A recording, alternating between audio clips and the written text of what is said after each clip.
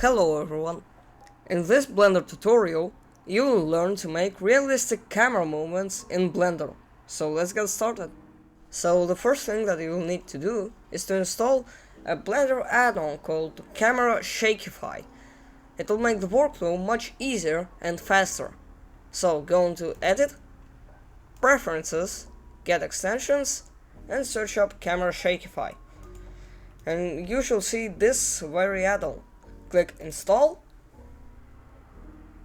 and once it installed, you can close the Preferences window and continue on with the tutorial. So to start off, I recommend you to adjust the camera's starting position by clicking on it and going into the Object Properties tab, where you can change its location and rotation along the X, Y, and Z axis. So first thing that I'd suggest you to do is to move the camera along the Z axis. It makes it somewhere around 1.5 meters above the floor, because this is how most people usually hold it. And X and Y are to your preference, so I'm gonna make it a little bit more far away from the cube and align it at the Y axis. So to look into the camera, we can either press numpad 0, or we can press this button right here. Right now our camera is looking straight at the floor, so to change it we need to press R 2 times.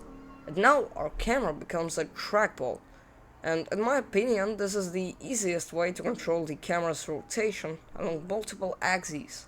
But you can change it using this. In my opinion, it's so unintuitive. So I'm going to slightly tilt the camera by pressing R once, like this. There's no need to make it perfect, because we are trying to achieve imperfect, like this. So the next thing that you will need to do is to enable the auto keying button right here.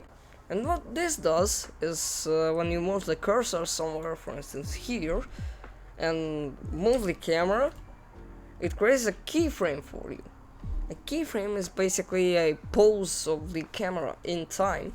So if I'm gonna make two poses, for instance I'm gonna move the cursor away a little and change the camera's position a bit, we can see that the camera moves now. But before we start animating, I'd suggest you to set up your frame rate.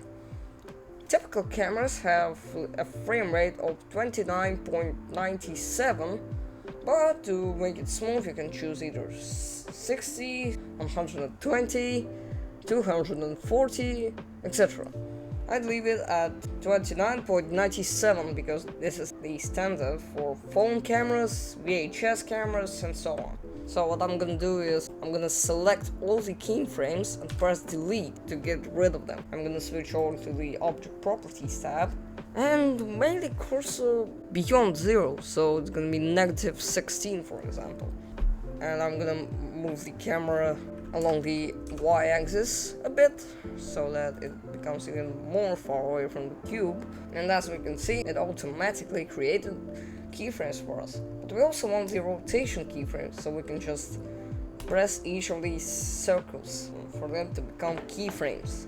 And well, I'm gonna scroll a bit further right here and press G and Y to move it closer to the cube.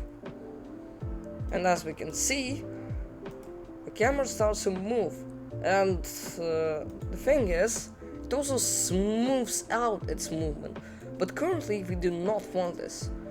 So we are gonna change the interpolation mode to linear so that it becomes more robotic. But you might say that this looks hideous, but we're just getting started. So I'm gonna change the camera's position at the endpoint a bit by pressing G and press R 2 times so that the movement looks more natural. Right here, and maybe tilt it a bit, and as we can see, the camera moved closer to the cube. What you can also do is go a bit further, right here for instance, and turn the camera right, like this. Adjust the position slightly, maybe tilt it, and then go a bit further and move it along the x-axis, because it's the axis that we're looking at. Just the rotation, tilt it, maybe more, adjust the position. Now let's play our animation. So it's walking straight, turns, and keeps walking, but as we can see, it still has this smoothing interpolation.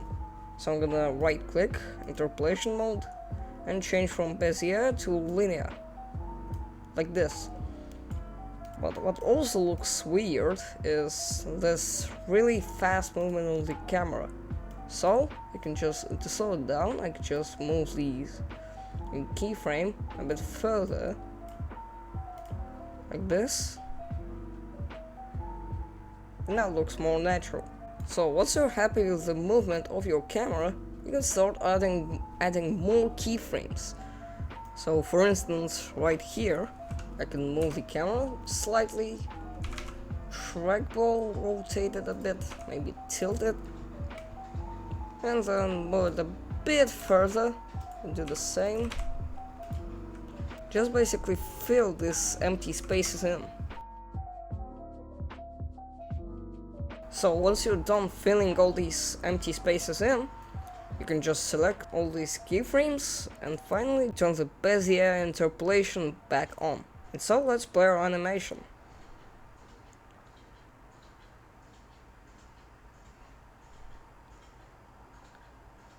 Okay, so as we can see, there's a pretty fast turn over here, so we can just move these keyframes a bit.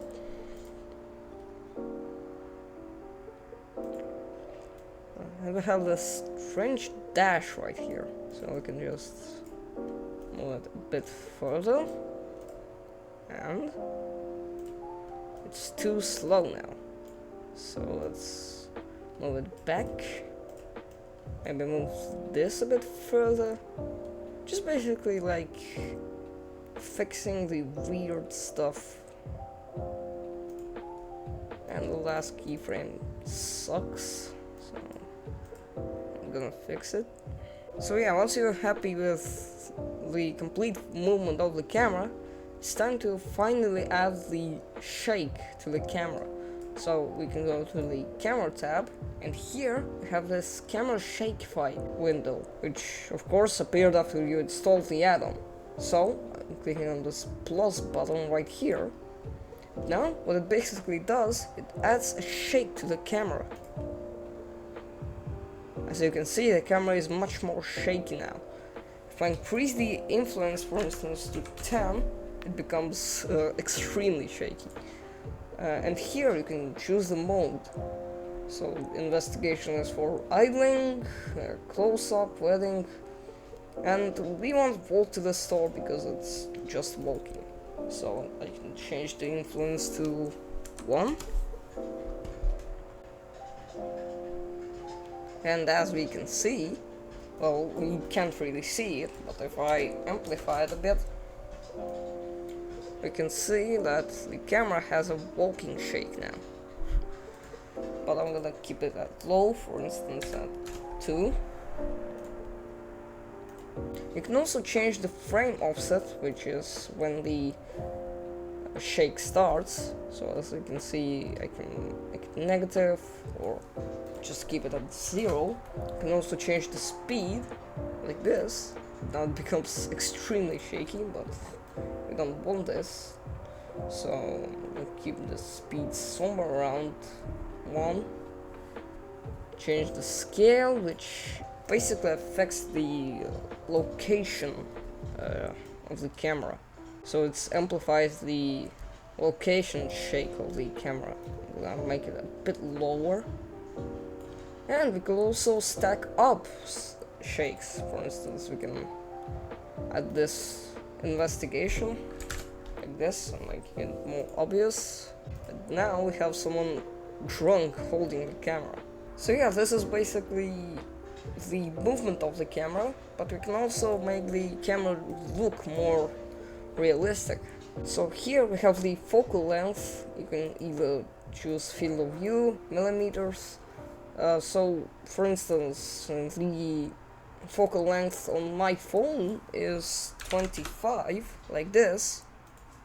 You can also change it to 30, to anything really. But I suggest you to keep it at somewhere at 30. If it's a phone, if it's a camcorder, maybe a bit closer. But I would keep it at 30 for now. You can also change the resolution. So 640 by 480 is the standard 4:3 resolution of the camcorders. You can also amplify it by just typing in 1440 and 1080, like this. You can also subdivide it by pressing this slash key, or multiply by holding shift and pressing 8, which gives you this multiply sign. But yeah, I'm gonna keep it as it was, like this. You can also change the frame range, so this is how long your animation will last. If you want the bulk to be like really long or something, like a really long video, you can just add a lot of this. I'm gonna keep it at 250 for now. Here you can change a lot of stuff. For instance, you can add motion blur, which, as you might guess, adds motion blur to the camera. Here you can't really see it, but once I go into the material view, it becomes more clear. But since the camera doesn't really move that much, you can't really see it. So you can increase the shutter for it to be more visible. You can also enable the rolling shutter, which is only present when you change the render engine to cycles, like this. And here you can enable the rolling shutter from top to bottom. So what this basically does is it adds this weird skew that is present on modern cameras. So I hope you learned something from this tutorial, and I'll see you in the next video. Have a nice day.